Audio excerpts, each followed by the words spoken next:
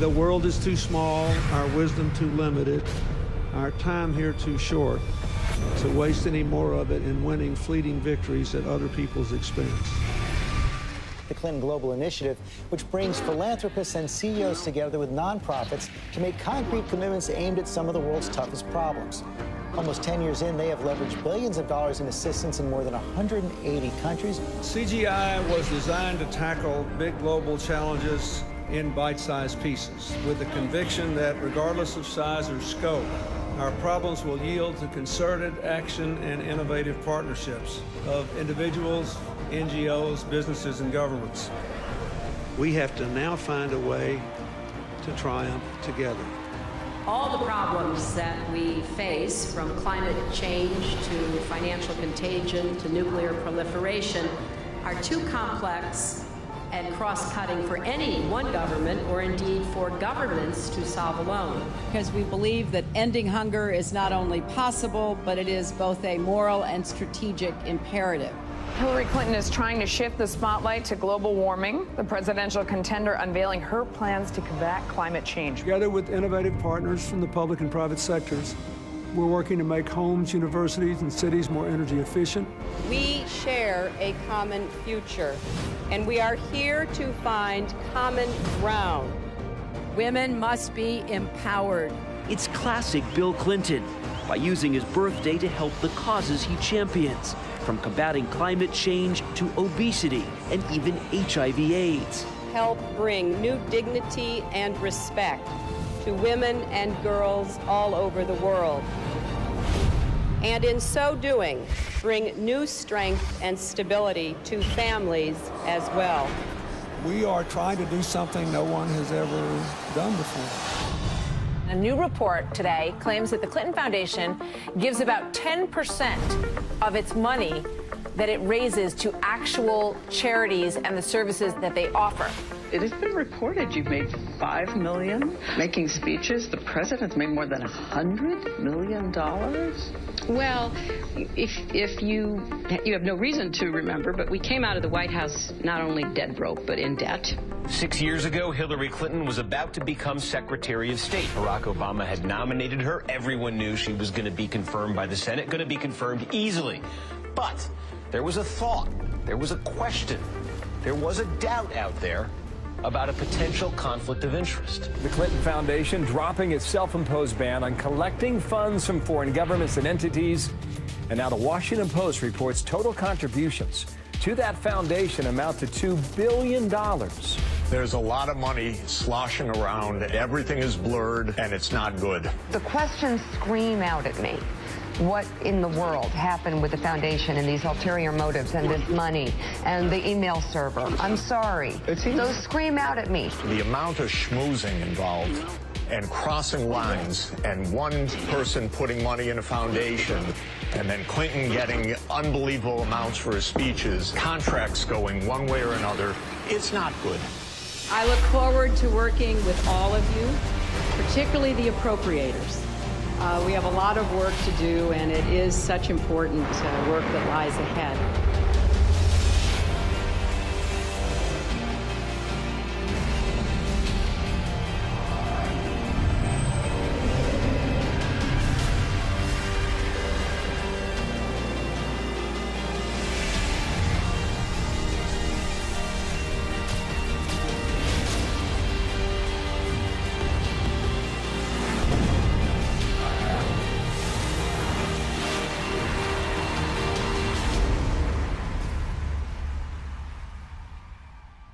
We did this with a very simple strategy.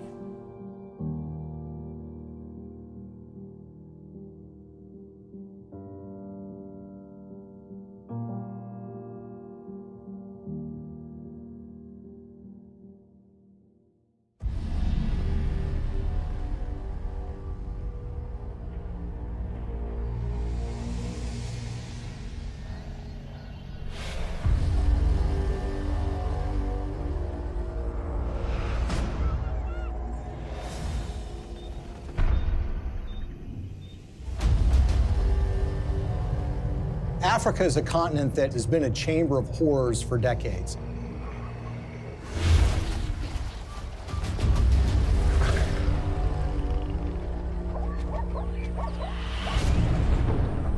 it's really not the fault of the African people. It's largely a result of the kind of system that's been perpetuated there. You have these oligarchs which dominate these countries that oftentimes have natural resources that can be very lucrative. And these oligarchs strike deals with foreign corporations or foreign governments who in effect prop them up and put them in power. And in exchange, these oligarchs give these entities access to rich mineral deposits. And the Clintons, you would expect to be opposed to this sort of thing, and that's at least what their language does.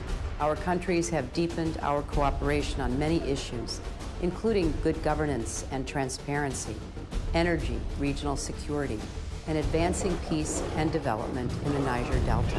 The problem is, their words are different from their actions.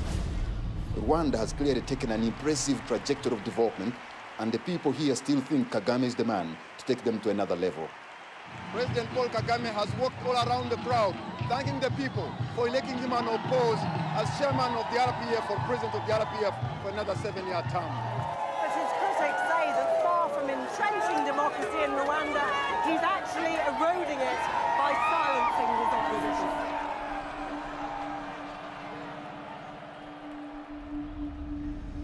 Paul Kagame has been praised by Bill Clinton and the Clinton Foundation. But the fact of the matter is Paul Kagame has a terrible human rights record. He's accused of aiding military operations in the neighboring Democratic Republic of Congo, and that actually forced the recruitment of child soldiers. The UN has identified him as being involved in activities that entailed massive human rights violations. The newer opposition parties that have been formed in the last year or two have one by one been silenced or otherwise excluded from the race. And individuals, not only politicians, but even journalists, for example, and other Rwandans who may have views different from those of the government, have found themselves at the receiving end of what has become quite a violent campaign of intimidation. Well, Paul Kagame is a friend of Bill Clinton's. I want to say a special word of appreciation for the leadership of President Kagame. I'm greatly humbled to receive this Clinton Global Citizen Award. He's actually given awards by Bill Clinton for his conduct as the leader of that country, and they regale him as a great military leader. This is the sort of legitimization that we don't want of these kinds of dictators and leaders. That's the kind of legitimization that the Clintons have engaged in. And they've done it in a way that creates commercial opportunities for donors and friends and allies who want to do business in Africa.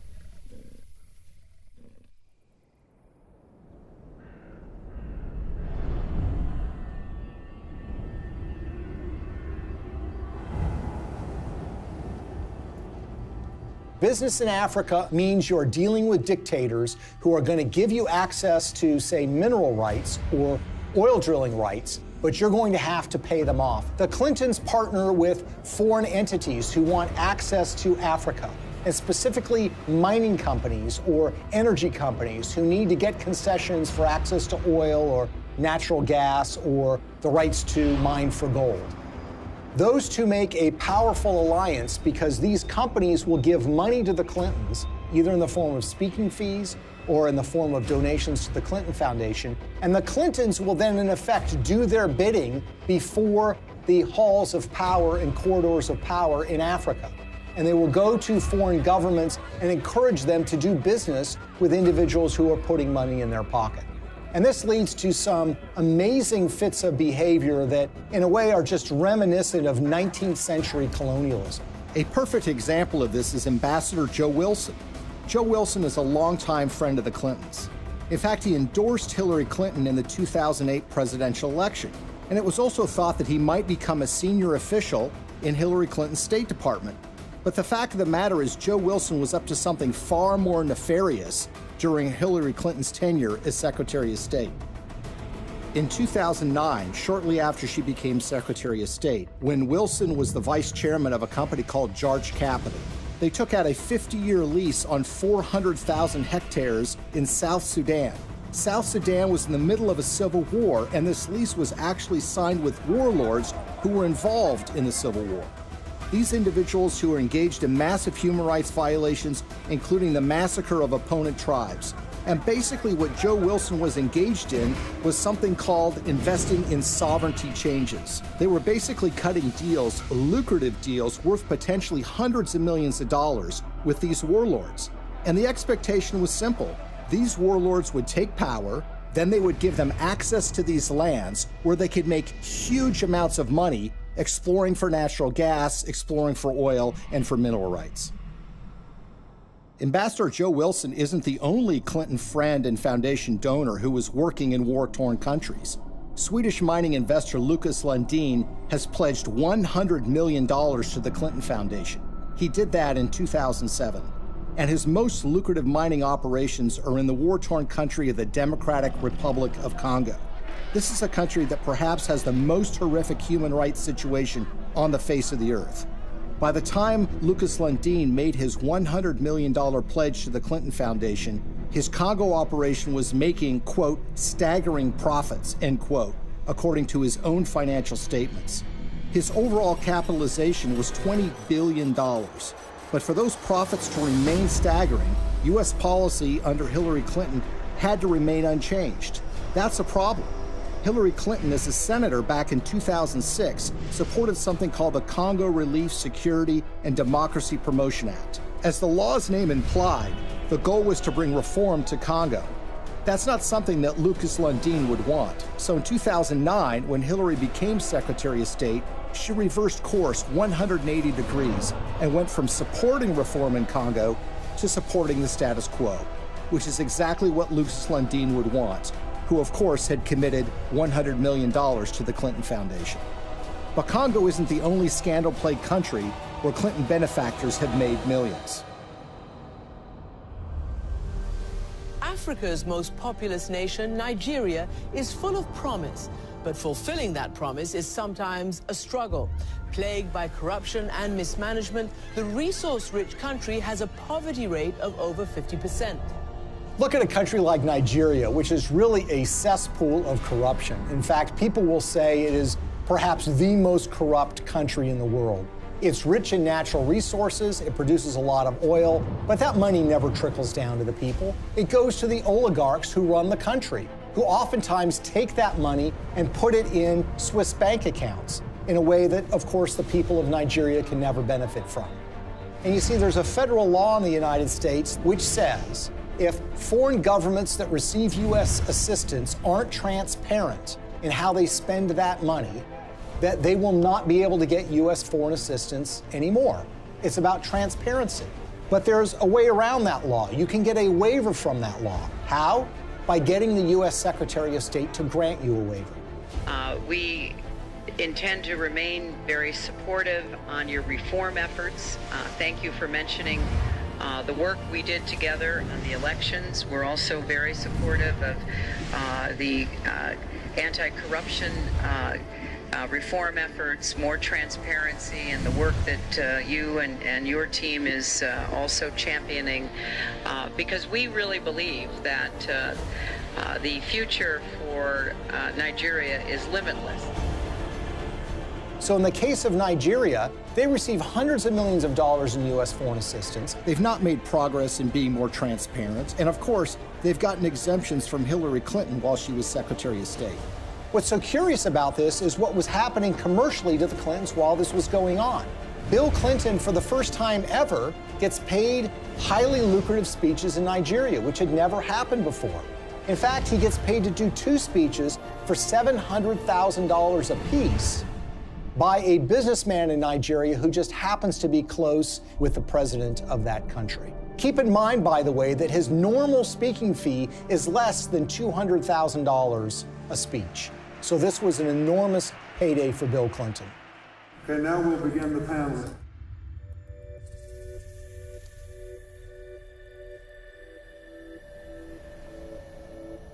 One of the pinnacles of power in that country is a gentleman named Gilbert Chagoury. Gilbert Chagoury, who has committed $1 billion to the Clinton Global Initiative, is connected to another individual in the Clinton orbit. That would be Marc Rich, the billionaire who was on the FBI's 10 most wanted list that was suddenly and surprisingly pardoned by Bill Clinton in 2001. Marc Rich, you might recall, is somebody who was trading oil with the Ayatollah Khomeini of Iran at the same time that the Ayatollah was holding 50 Americans hostage. He also had a long history of busting UN sanctions by trading oil with the apartheid regime in South Africa and a whole host of other nefarious governments. Well, Gilbert Chagoury, the high Clinton donor, was business partners with Marc Rich. Together, they sopped up oil assets in Nigeria and sold them on the oil market for the benefit of a corrupt individual who was leading Nigeria at the time, named General Abacha. Abacha smuggled, by some estimates, $4 to $8 billion out of the country and put them in European bank accounts. Gilbert Chagoury was indicted and convicted in Europe for helping him to do that. He was charged for aiding and abetting a criminal enterprise and on money laundering charges. And the suffering that ends up being done here is by the people of Nigeria, who see their leadership getting a pass from the United States. The elites in those countries are getting rich, the Clintons are getting rich, and the money somehow never trickles down to the people of Nigeria. Sadly, this theme of resources not trickling down to those most in need is a common one when it comes to the Clintons.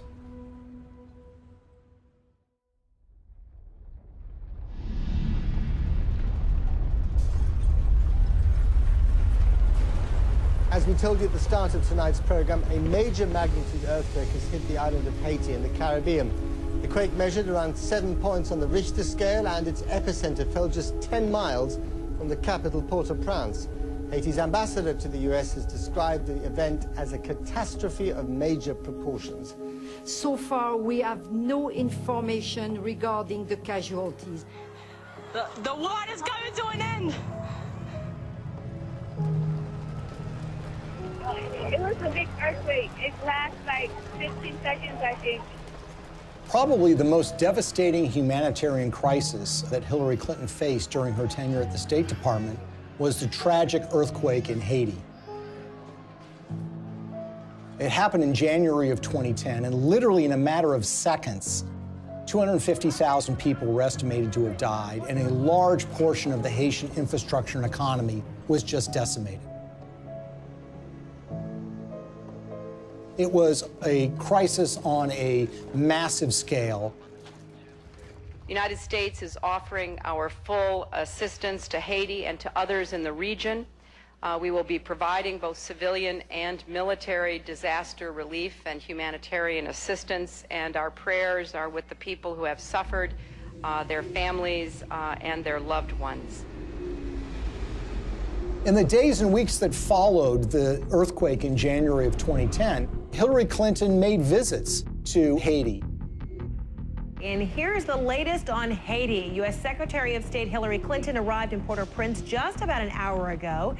She is the highest-ranking U.S. official in Haiti right now since Tuesday's earthquake. She's meeting with Haitian leaders and international officials to discuss the rescue and relief efforts. In fact, on her first visit, which occurred days after the earthquake, they literally had to stop traffic going in to the airport at Port-au-Prince. There, of course, were relief supplies that were being flown in, but that traffic was stopped so the Secretary of State could come and assess the damage. There is a perception, and there have been complaints or reports of bottlenecks, that there's a lot of aid coming in, but it's very hard to get it out to the people who need it. That's just not true. The aid is coming in, we're getting it out, there's just not enough of it yet. She flew in with her political aides on a large federal airplane. She landed at the airport. She made a large press conference, made statements about her commitment to rebuilding this country, and then she was soon whisked away, headed back to Washington, D.C. Theirs is a city in ruins, a country which can do little but wait for help to arrive. The international community responded in the way that you would expect it to. That is, large amounts of money were committed, up to $13 billion from international relief organizations. And of course, you had the official role of the State Department, which would be point on U.S. taxpayer dollars going to Haiti for the purposes of relief. I want to assure the people of Haiti that the United States is a friend, a partner, and a supporter. Hillary Clinton's State Department would oversee the reconstruction effort, with Chief of Staff Cheryl Mills responsible for the allocation of U.S. tax dollars through USAID. And Bill Clinton, already appointed Special Envoy to Haiti for the United Nations, was named co-chair of the Interim Haiti Recovery Commission, along with a former Haitian Prime Minister. I hope it will be rebuilt in a much stronger and more sustainable way, and I think the Haitians want that. So this was clearly a Clinton operation from the beginning. Now, the Haitians had their own ideas about how best to rebuild their country. They wanted new roads. They wanted buildings rebuilt. And that's what you would expect. This is how you recover from an earthquake. The problem is that the Clintons had their own agenda, the interests of major donors who had a vested interest in spending that money in Haiti in ways that would benefit them. And so you immediately had this clash between the Haitians and the Clintons. And Haitians complained almost immediately that they were shut out of the decision-making process, that it was really Bill Clinton and a few of his friends that were calling the shots in the IHRC. And they made some monumentally bad decisions that not only didn't benefit the Haitian people, but ended up putting money in the pockets of major Clinton donors who had economic stakes in Haiti. We have been united behind a single goal: making investments in this country's people and your infrastructure. So it's a classic example of what some people call disaster capitalism. Disaster capitalism in that a natural disaster creates opportunities for rebuilding to take place, but also for self-enrichment to take place. And if you look at the Clintons and the promises that were made and the results that actually followed, it is a tragic story of crony capitalism gone awry.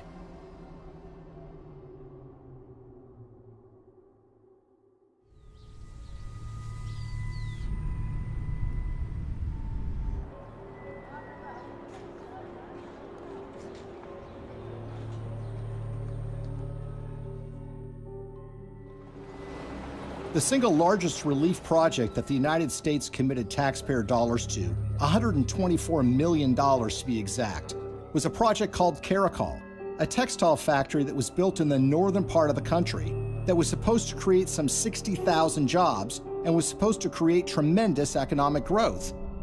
There's a problem here already. You see, the earthquake affected the southern part of Haiti. The northern part of the country was entirely unaffected.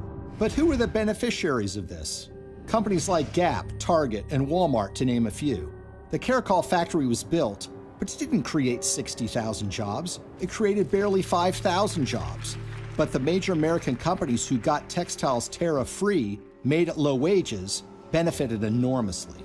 And the end effect on the Haitians was very, very minimal.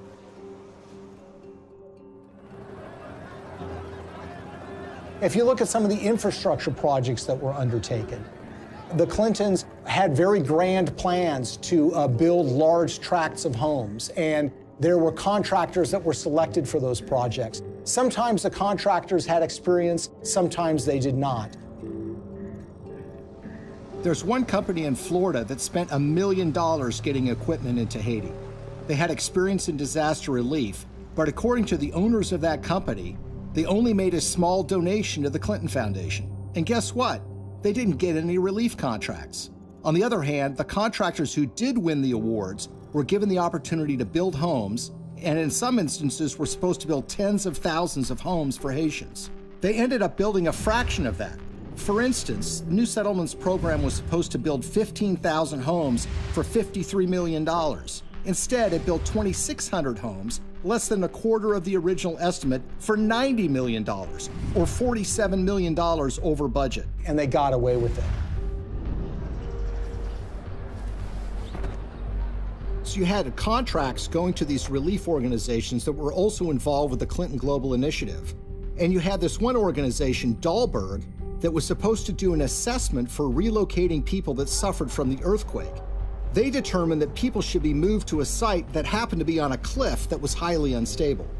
USAID's Inspector General reviewed Dahlberg's recommendations and found them basically unusable. One member of the USAID shelter team was quoted by Rolling Stone magazine as saying that the recommendations were so bad, it looked like the team never even got out of their SUVs. Another person said that only one of the people that was sent to Haiti by Dahlberg actually spoke French. Telecom mogul Dennis O'Brien is one of the world's richest people, and he's finding opportunities in the poorest country in the Western Hemisphere. The Irish billionaire is the largest private investor in Haiti through his company Digicel, and he's now leading the Clinton Global Initiative efforts down in Haiti. Probably no one came out better in the Haitian reconstruction effort than an Irish billionaire named Dennis O'Brien. He was a Clinton Foundation donor, giving them between $5 and $10 million. He helped arrange speeches for Bill Clinton, too. The interest of the Obama administration, particularly the former Secretary of State Hillary Clinton, all the different things that have happened to help Haiti get up off the floor have been led by the U.S. And he was the owner of something called Digicel, which is a cell phone company at the time of the earthquake. As part of that relief effort, the State Department run by Hillary Clinton wanted to fund a mobile money transfer service that would allow Haitian citizens to transfer and receive money on their phones. Well, Digicel applied to be the recipient of that grant money. 4 weeks after their application, Digicel actually sponsored a speech for Bill Clinton in Jamaica, and they paid him $225,000.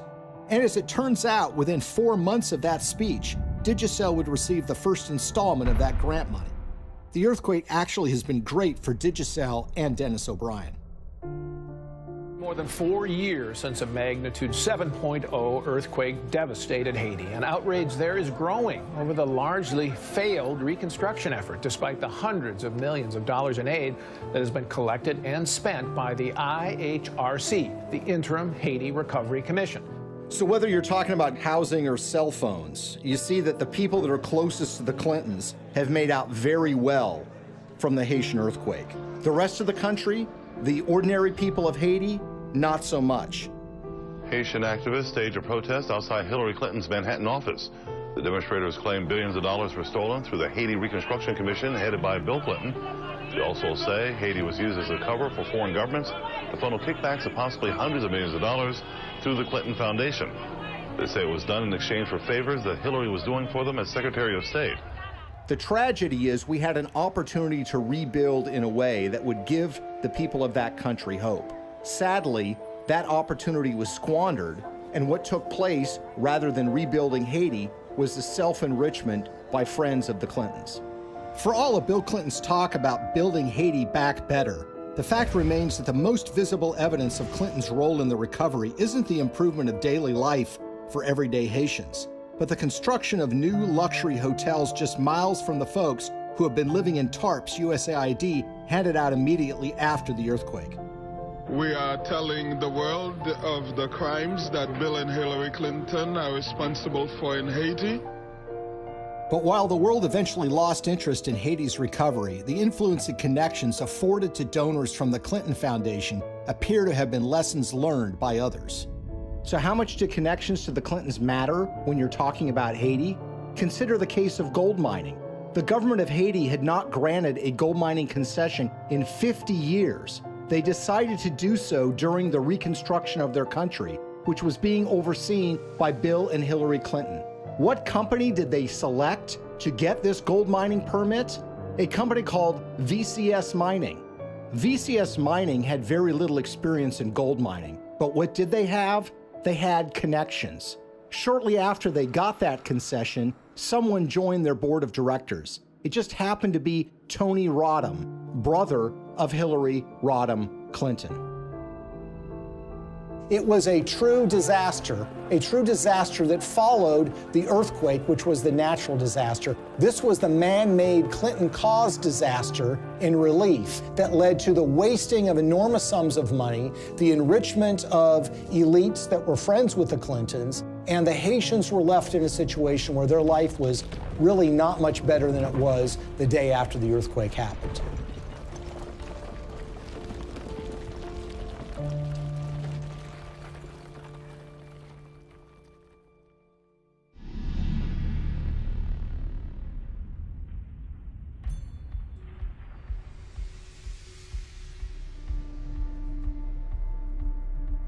an ambitious pipeline is firing off a war of opinions. Environmental activists marched in Washington today to protest plans for the Keystone XL oil pipeline. A $7 billion project to transport 800,000 barrels of tar sands oil a day from Canada down to the Gulf Coast. In Washington, a showdown on the Senate floor today over the Keystone XL pipeline. The vote to approve the controversial project has big political implications. The pipeline would create 20,000 jobs, but opponents say the environmental risk is too great. One of the touchstones of the climate change debate has been the Keystone XL pipeline. It's designed to carry oil from Canada through the United States to refineries in Louisiana and in Texas. The environmental movement has wholeheartedly rejected this deal from the beginning because they believe that it's going to further contribute to the problems of climate change. Pipeline. 1. We are the people. 2. You can't ignore us. 3. Now, you would think that the Clintons would be opposed to the Keystone XL pipeline deal because of those concerns. And perhaps they might be, except for one or two problems, or should I say 1 or 2 million problems. You see, when Hillary Clinton became Secretary of State in late 2008, there was already an issue related to the Keystone XL pipeline sitting on her desk. She was going to have to sign an environmental and economic impact statement and decide whether the Keystone XL pipeline should go forward.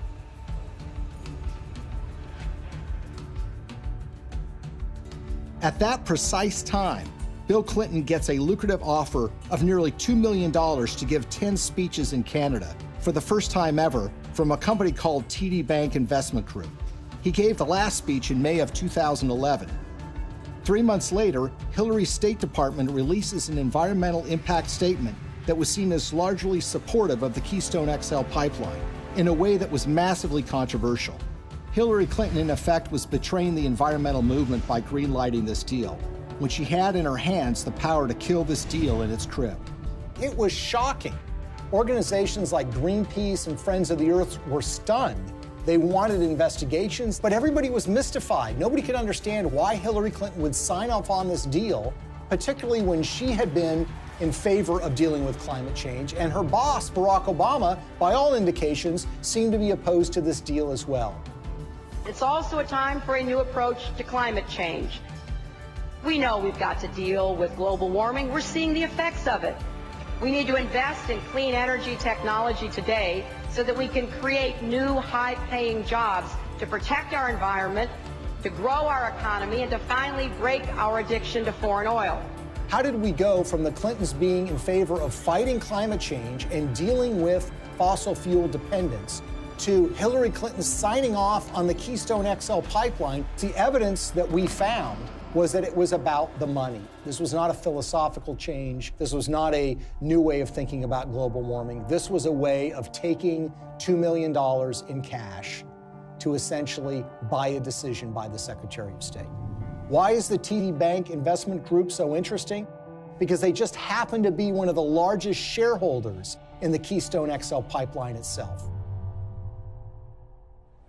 When we looked at Bill Clinton's pattern of giving speeches, we looked at who was paying him, when they were paying him, and if they have ever paid for a speech before. What's so stunning is that TD Bank had never sponsored a speech by Bill Clinton before. And then suddenly, in late 2008, when Hillary Clinton has been announced to be the Secretary of State, and when sitting on her desk is the matter of the Keystone XL pipeline, they suddenly decide to sponsor these speeches.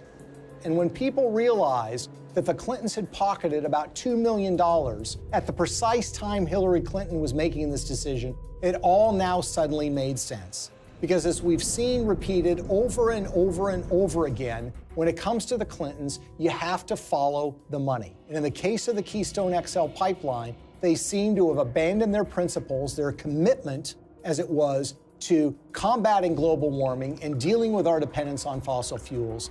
They jettisoned that when $2 million showed up and suddenly came out in favor of the Keystone XL pipeline. When you see this sort of pattern of behavior, you can't come to any other conclusion that it's a system of pay to play. And again, other entities appear to have picked up on this business model too.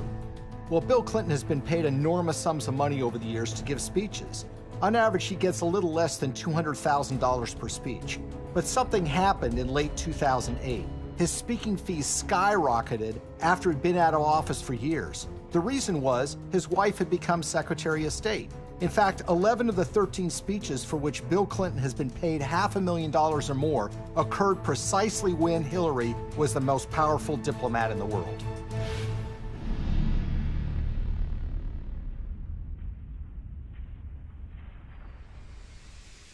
You will never contribute to an organization that will give you a higher probability of having your good intentions turn into real positive changes in other people's lives. That will give you a better chance than what you've done here tonight. His single biggest speech payday came from the Swedish telecom company Ericsson, and it's a very, very unusual and troubling story. Now, Ericsson is a Swedish telecom company that in 2009 and 2010 was in trouble with Hillary Clinton's State Department because Ericsson was selling a lot of telecom equipment to Iran, to Belarus, and to other oppressive governments, about which the State Department was concerned. Ericsson risked being put on a list by the federal government in the United States for trading with an enemy state. There was actually an effort being put forward in Washington to broaden Iranian sanctions to include the very technologies that Ericsson was selling to the Iranian government. So it's against this background that Ericsson decided now might be a good time to hire Bill Clinton to give a speech. They had never paid for a speech by him before, and they decided to go in big, $750,000 for a single speech. 7 days after he gave that speech, Hillary's State Department came out with a statement which said, "We are not going to broaden sanctions on Iran to include technologies like telecom. We're going to rely and expect companies like Ericsson to police themselves." It was a massive win for Ericsson. Ericsson was able to avoid having to deal with a regulatory battle in Washington, giving up contracts that were highly lucrative in these countries, and being put on a list that would create an enormous diplomatic problem for them, all because essentially they paid Bill Clinton to give a speech for $750,000. Will you continue to give speeches? Oh, yeah. I got to pay our bills.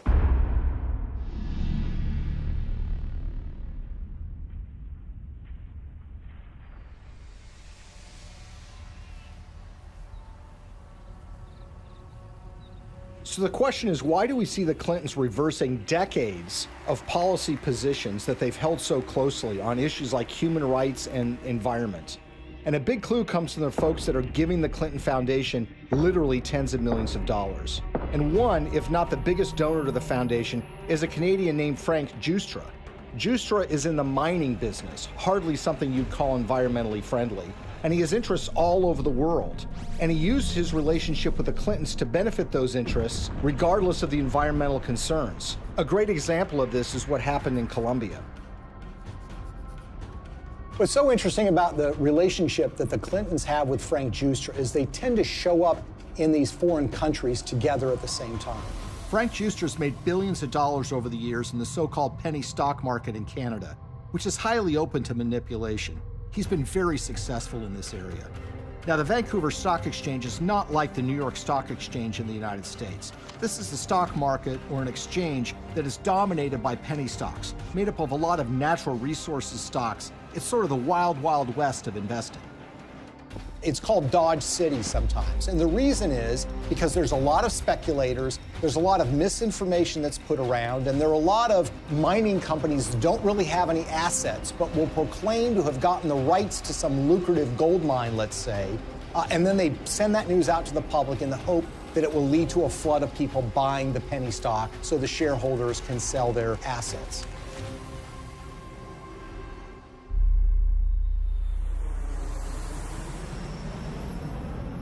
So in June of 2010, Bill Clinton and Frank Giustra fly to Bogota, Colombia. And who arrives there at roughly the same time? Secretary of State Hillary Clinton. The big thing from the news conference was where Bill and Hillary were dining the other night in Bogota. I had a chance to talk to her about her dinner experience in the Zona Rosa, and here's what she had to say. Dinner was good? It was excellent in every way. So it was like eating in the States, but eating in Bogota. Well, it was a real treat to be in Bogota and to be with people who love this city so much, including my husband. Now, in her memoirs, Hillary Clinton says that this is just a happy coincidence. But when you see what follows, you realize that this is no coincidence. The following morning, Bill Clinton has a breakfast meeting with the outgoing president of Colombia, President Uribe. Then, like a tag team, Secretary of State Hillary Clinton has a noon lunch meeting with him, and she grants him several favors, including technical agreements that the Colombian government wants.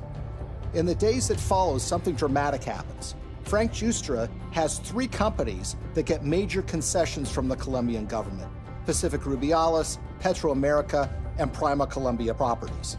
One of those, Prima Colombia Properties, gets a concession to cut timber in a rainforest in Colombia along the Pacific coast.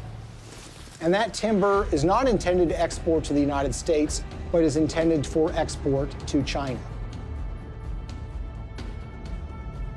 There's an outrage and upset environmentalists who realize what's going on, and eventually that permit is yanked by a future president of Colombia, but not before Frank Giustra's company is able to profit from cutting down these rainforests, which again is a behavior that runs so contrary to what the Clintons profess to be in favor of.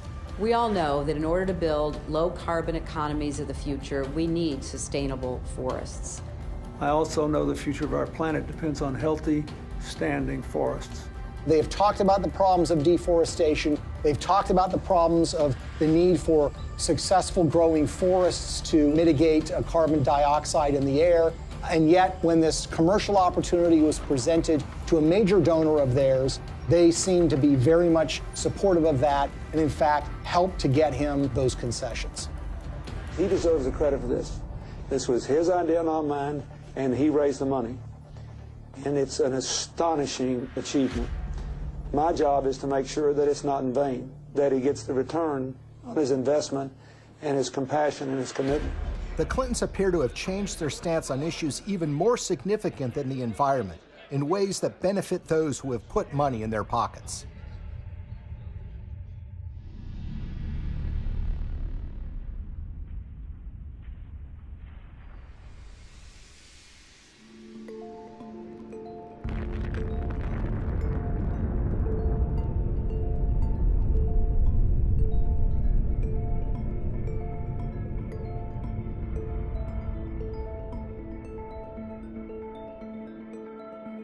I represent a president and a country committed to a vision of a world without nuclear weapons and to taking the concrete steps necessary that will help us get there. The Indian nuclear deal, I think, is so troubling because this is a core national security issue. One of the signature achievements in foreign policy for Bill Clinton was pushing the Test Ban Treaty and the Non-Proliferation Treaty. Today in New York, the United Nations General Assembly voted overwhelmingly to adopt the Comprehensive Nuclear Test Ban Treaty and open it for signature later this month.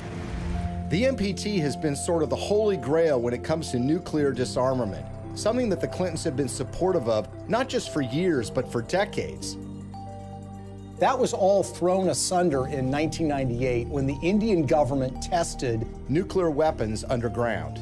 India's action threatens the stability of Asia and challenges the firm international consensus to stop all nuclear testing. These were tests that truly shocked the world. Even the CIA was not aware that these tests were about to take place. Clinton's reaction was volcanic. He felt betrayed by the Indian government, and as a result, he imposed sanctions on India, essentially saying, you're not going to get access to U.S. nuclear technology until you sign the NPT, the Non-Proliferation Treaty. In 2005, the Indian government wanted to get these sanctions lifted. Not only do they have an interest in expanding their civilian nuclear base, they live in a neighborhood where some pretty tough customers and rivals have nuclear weapons themselves. First of all, you've got Pakistan, which is right next door, which is widely believed to have nuclear weapons. And then you have China, a longtime rival of India, which has a nuclear arsenal. The Clintons said that they were in favor of giving the Indian government some access, but the problem is it didn't go nearly as far as the Indian government wanted. So in 2005, they started making donations to the Clinton Foundation. This morning, yet another shady donation to the Clinton Foundation has surfaced, this time tied to a donor from India, apparently a friend of Bill Clinton. We're talking about tens of millions of dollars from Indian interests flowing into the Clinton Foundation. And we're talking about at least hundreds of thousands, if not millions of dollars in speeches that Bill Clinton was paid by interested parties in the Indian nuclear deal. Amar Singh, according to Clinton disclosures, has given between $1 and $5 million to the Clinton Foundation in the push to get them to support Indian access to nuclear technology. He's a member of parliament who has gotten in fistfights on the floor of the parliament, who's been charged with bribing members of parliament to get certain pieces of legislation passed. You see, the problem is when you ask Amar Singh, he says it wasn't my money. I don't have that kind of money. I couldn't have given him that amount of money. And in fact, when you look at Indian public records, you see that Amar Singh doesn't have a net worth anything close to being able to give that amount of money. So where did the money come from? Well, sometimes the most obvious answer is the correct one. Sant Chhatwal is an Indian businessman who has been close to the Clintons for years. He pledged to raise $5 million for her 2008 presidential campaign. And Bill Clinton was at his son's wedding. They actually named him as a trustee of the Clinton Foundation. When Hillary Clinton was first running for the Senate in 2000, Sant Chhatwal was in trouble with a federal agency called the Federal Deposit Insurance Corporation. He basically owed them millions of dollars from unpaid loans. Well, in 2000, Chhatwal throws a fundraiser for Hillary Clinton, and he brings in $500,000. A few months later, with Bill Clinton still president of the United States, Sant Chhatwal's case with the FDIC was abruptly settled for a mere $125,000. So basically, the federal government got pennies on the dollar. He would actually go on to plead guilty for funneling $180,000 in illegal campaign contributions to Hillary Clinton, among others. And no one seems to have made the connection.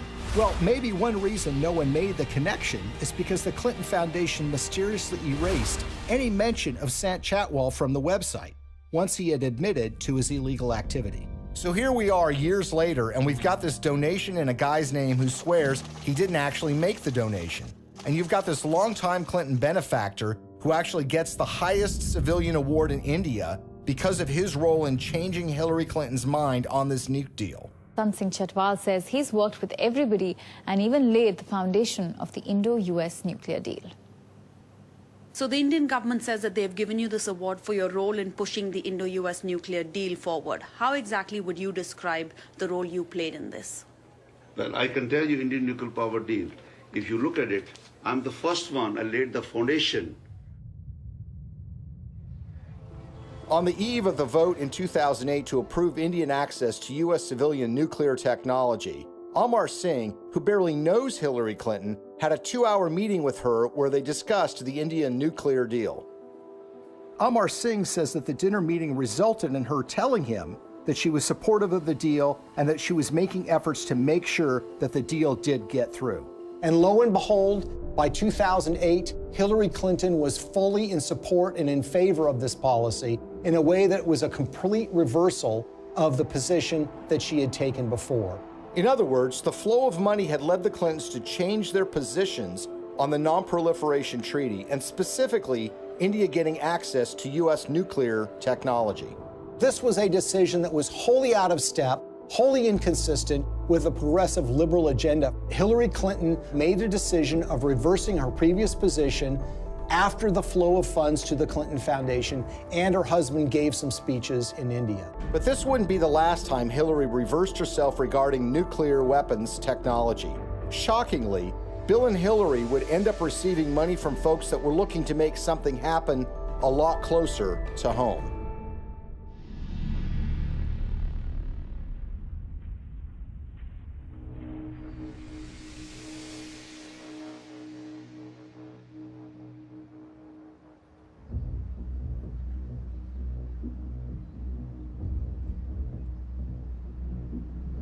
I think the Russian uranium story is perhaps the most shocking and most blatant example of how the Clintons operate. This is a story about the Russian State Nuclear Agency, American Uranium, $145 million in cash, and the Clintons. At the end of the day, this is a story about buying influence and selling influence. The Clintons are the sellers of influence. The Canadian investors and the Russians are the buyers. Bill Clinton had gone to the Central Asian country of Kazakhstan in 2005 with Frank Giustra. Kazakhstan is a country that's been run since the collapse of the Soviet Union by a dictator named Nazarbayev, who shuts down political opposition and tortures political opponents. The ostensible purpose of the visit to Kazakhstan by Bill Clinton was to talk with Nazarbayev about AIDS, HIV. The problem is Kazakhstan really does not have an AIDS, HIV problem. So that explanation really doesn't make sense. What makes far more sense is that Frank Giustra wanted access to very lucrative Kazakh uranium mines. Kazakhstan is one of the largest producers of uranium in the world. Bill Clinton arrives there with Frank Giustra, and they have a series of meetings with Kazakh officials.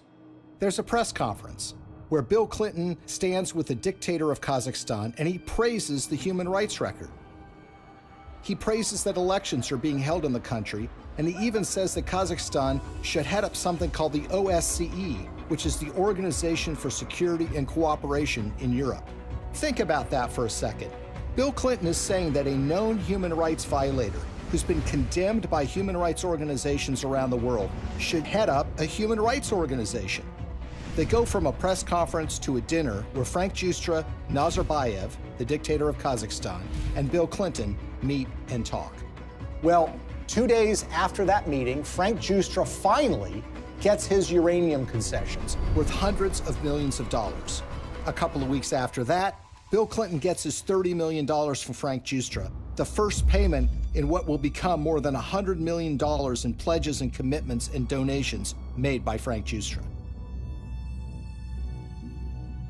So it's really, in a way, a simple story in that they all are walking away from the table with something that they want. Nazarbayev is getting the legitimacy of an ex-president, saying what a nice and kind leader he is. Frank Giustra gets his uranium concession, and Bill Clinton and his foundation get cold, hard cash. Now let's move to chapter 2 of this story, which is even more sinister. You see, the international uranium market is very competitive. The Kremlin sees dominance and control of the uranium market as a source of national power. Frank Giustra takes that uranium concession he got in Kazakhstan and puts it into a company in a so-called reverse merger, which was one way for a private company to go public to form something called Uranium One. It's a company traded on the stock market in Canada, and they start acquiring uranium concessions in places like Wyoming, Texas, New Mexico, and Utah. And by 2009, they have what is expected to be 50% of future uranium production in the United States. This gets the interest of Vladimir Putin and the Russian government. And in fact, there are State Department cables that were leaked through WikiLeaks, which show that Hillary was aware of the fact that the Russians took great care to try to dominate the international uranium market. Well, the Russians want to buy this asset, and they offer a 40% overprice on the share of the stock. And for this transaction to go through, it has to be approved by the U.S. federal government. Why? Because uranium is regarded as a critical industry in the United States. After all, this is used for our civilian nuclear reactors and goes into nuclear weapons. So it goes before the federal government, where it needs to be signed off by a series of federal agencies, including the Secretary of State, Hillary Clinton. As Hillary Clinton is contemplating this, shareholders in Uranium One, including Frank Giustra, have sent more than $145 million to the Clinton Foundation. The chairman of that company at the precise time is a guy named Ian Telfer, who is also making donations to the Clinton Foundation, as is Frank Holmes, who is another major Uranium One shareholder. And Hillary Clinton, who has a record of opposing precisely these kinds of deals, comes out and says, you know what, I think this is a good deal. Let's let Vladimir Putin take control of what is now 20% of U.S. uranium production. Bill Clinton and Hillary Clinton are the only figures in American politics who are willing to do this deal and who could actually pull it off. because they had a reputation that runs so contrary to what they're doing. I mean, this is what the Clinton Foundation does, right? This is what they talk about politically, their support for human rights, their concerns about proliferation, their concerns about issues related to Russian aggression. There's no doubt that when Putin came back in and said he was going to be president, that did change the relationship. We have to stand up to his bullying. And what's so interesting when you consider this uranium deal are the actions of a small Canadian investment firm called Salida Capital. Salida Capital, in 2010, as this deal was going down, committed to give millions of dollars to the Clinton Foundation, and they also sponsored a speech by Bill Clinton in Canada. Salida Capital is also the name of a wholly owned subsidiary of Rosatom. Who is Rosatom? Well, this is the government agency in Russia that controls their nuclear arsenal, that built nuclear reactors in Iran, and engages in nuclear technology exchanges with rogue countries like North Korea. What this means, in essence, is that the Russian government, specifically Rosatom, was funneling money through a subsidiary directly to the Clinton Foundation. But the payday didn't end there. 4 months before Hillary Clinton's State Department would sign off on the Russian purchase of Uranium-1, Bill Clinton got paid $500,000 to give a single speech in Moscow. He was being paid by a firm called Renaissance Capital, which has a long history of association with Russian intelligence services. What makes this speech stand out is not only the timing of when he's being paid, but the amount that he's being paid. You see, the last time Bill Clinton gave a speech in Russia was 5 years earlier. At that time, he was paid about 1/3 of what he was being paid this time. Why is Russian control of 20% of U.S. uranium so troubling? If you're in an era where nuclear weapons are a reality, where nuclear energy is an important component of energy production in the United States and increasingly around the world, control of uranium is absolutely crucial. And unlike oil or natural gas can be found in so many places around the world, there are precious few places where you can find significant and large amounts of uranium that you can produce on a commercial scale. What we've essentially done is handed this precious resource to Vladimir Putin and the Russian government. They're not only engaged in aggression in places like Ukraine, but they've been very aggressive in fighting American interests around the globe. Russia's not an ally. Russia's not a friend. Vladimir Putin's Russia is a rival of the United States, and yet we've given them control over this precious resource. Uranium, the key mineral in nuclear generation, is a domestic resource. This is what's going to power America.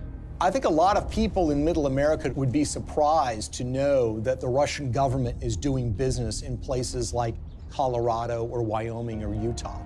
These are small mining towns. These are operations that have existed for a while, that have been under the control of American companies or for a while Canadian companies. But it's now Russian companies that control this, and those companies are controlled by the Russian government. Having read through the archives of the KGB, the files that they have been released, I can tell you that they look at the United States as weak and ineffectual. This is a thuggish government that is engaged in massive human rights violations. There are opponents of this regime that have been killed or have disappeared. There's been persecution of human rights organizations. There's been persecution of homosexuals. And it's shocking and stunning to me that there has not been more attention focused to this fact, that we have given this critical resource to somebody who is engaged in so much nefarious behavior. Greetings from Washington. I want to thank all of you for your work to root out corruption that weakens economic development, feeds black markets and organized crime, and undermines the promise of democracy. As we work together to eradicate corruption in our own countries, we should also maintain the highest standards of transparency and accountability in our development efforts around the world. Corruption in emerging markets and fragile democracies undermines the confidence of citizens and investors alike, while responsible governance helps to foster sustainable economic development and political stability. I believe in the oldest adage in American politics, which is follow the money. Enormous amounts of money have flowed to the Clintons, from foreign governments, foreign financiers, and businesses. Some of that money lands in their pocket. Some of it lands in their foundation. It's a pattern we've seen repeated over and over and over again all around the world. It's not a coincidence. Money exchanges hands and favors are done. Now Clinton friends and supporters will say there's no smoking gun. But look at American political history. People are convicted all the time for a pattern of behavior where, for example, they're engaged in insider trading on the stock market. So, for example, you have a foreign corporation or a foreign government that wants something from the State Department while Hillary Clinton is Secretary of State. They will make a large payment to the Clinton Foundation. That will be followed by favorable action on their behalf. If that happens 1 or 2 times, you might say, look, it's just a coincidence. But when you see the pattern recreated over and over and over again, you have to recognize that these events are connected. They've created a model for massive self-enrichment that allows you to go into so-called public service, but get extremely rich at the same time. And when friends and allies say that the Clintons aren't really that interested in money, their actions show otherwise. What's so shocking to a lot of people is that making of that money requires them to betray their progressive values, the environment, labor unions, women's rights, human rights. The Clintons are doing business and growing rich with the favor of the very individuals who you would expect to be their political opposites. For a very long time in American history, and probably still to this day, one of the worst things that could be said about you as a politician is that you are on the take from foreign interests. What the Clintons have essentially done is busted down the door and robbed the bank of that concept. So when people think of the Clintons taking foreign money, they think it's maybe an insurance company from Great Britain, or they think it's from a supermarket chain in Canada. The fact of the matter is a lot of that money comes from the darkest, worst corners of the world. Are countries like Nigeria and Russia in the habit of giving money to politicians and not wanting something back? The Clintons are glad to take this money. It's made them fabulously wealthy. But what has it done for us? Before we had to worry about money from Wall Street and big labor. Now we have to worry about it coming from around the world and infecting our politics and damaging our politics, everything from our uranium policy to our human rights policy. Nothing seems to be safe anymore. How is this not corruption? How is this not a crime? With the Clintons, nothing is sacred. Everything is for sale. But we are the ones who are paying the price. Maybe, just maybe, the American people are tired of being sold out.